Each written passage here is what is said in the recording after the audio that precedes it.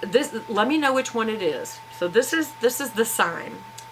He says, let me know which one it is. So, Lord, if you can make sure that she says, when I ask for a drink of water, when I go to the well, she's supposed to say back, drink, and I'll water your camels too.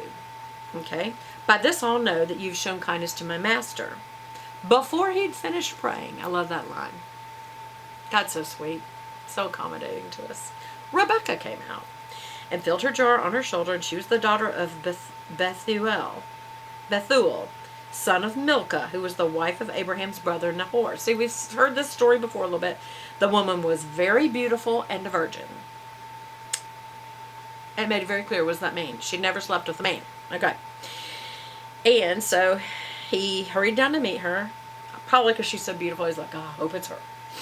Drink, in verse 18, drink, my lord, she said, and she lowered the jar.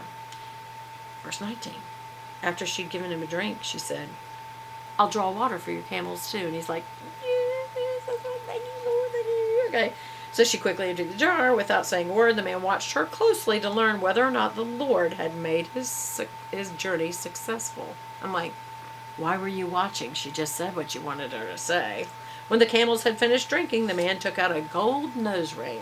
I think of the young people today who are wearing gold nose rings, and I wonder if they know what it originally stood for, or if they just think it's pretty jewelry. At worth a becca, which is about a quarter ounce of gold, or 5.7 grams, so worth a lot of money. 2 gold bracelets weighing 10 shekels. It's about 4 ounces or 115 grams of gold.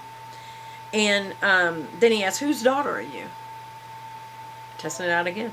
Please tell me, is there room in your father's house for us to spend the night? She says, I'm the daughter of Bethuel, the son of Milcah, born to Nahor. And he's like, that's family. He made sure it was family, just like my master asked for. Then the man bowed down and worshipped the Lord. Praise be to the Lord, the God of my master Abraham. As for me, the Lord has led me on the journey to the house of my master's relatives. Can you believe that? What were the odds? You know, his faith has increased because of it. It's nice of God to tell us about what the servant thought too, not just all the main characters. The servant becomes the main character, even though we don't know his name. The young woman ran and told her mother's household about these things. Now, Rebecca had a brother named Laban. She hurried out to the man at the spring. As soon as he had seen the nose ring and the bracelet on his sister's arms and had heard Rebecca tell of what the man said to her, he said, come, you who are blessed by the Lord. Why are you standing here? I have prepared the house and a place with camels. Straw and fodder were brought out for the camels, and water for him and for his men to wash their feet. Then food was set before them, and he said, I will not eat until I've told you what I have to say. Then tell us, Laban said. So he said, I'm Abraham's servant. The Lord has blessed my master abundantly, and he has become wealthy. He has sheep, camels, silver, golds, Mercedes, lots of jewelry, lots of nice clothing, lots of wonderful things. No, he said sheep, cattle, silver, gold, male and female servants, camels and donkeys. And my master made to swear oath, you must not get a wife from the land of the Canaanites where I live, but to go to my father's family and to my own clan and get a wife for my son. Then I asked my master, what if the woman will not come back with me? Now I'm going to skip way down. And in verse 47 it says, I asked her, whose daughter are you? And she said, daughter of Bethuel, son of Nahor, who Milcah bore to him. Remember, we learned about all those names way back when they were, just getting their wives.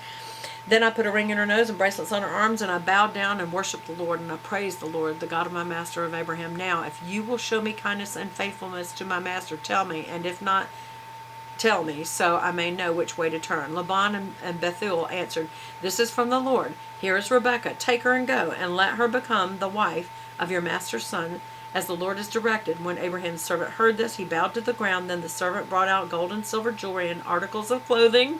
What did I say? Jewelry and nice clothes. Where's the Mercedes? They were the camels. And he gave them to Rebekah, and she gave costly gifts to her brother and he also gave costly gifts to her brother and to her mother. And then he and the men who were with him ate and drank and spent the night there. So they're celebrating. And they got the next morning, and he said, send me on my way to my master. And then her brother and mother replied, this is interesting, let the young woman remain with us 10 days or so, and then we'll let you go.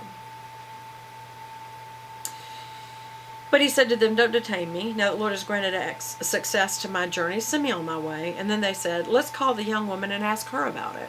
Hoping probably that she'd say no. I think they were hoping for some more good times and stuff. So they called Rebecca and asked her, will you go with this man? She said, I will go.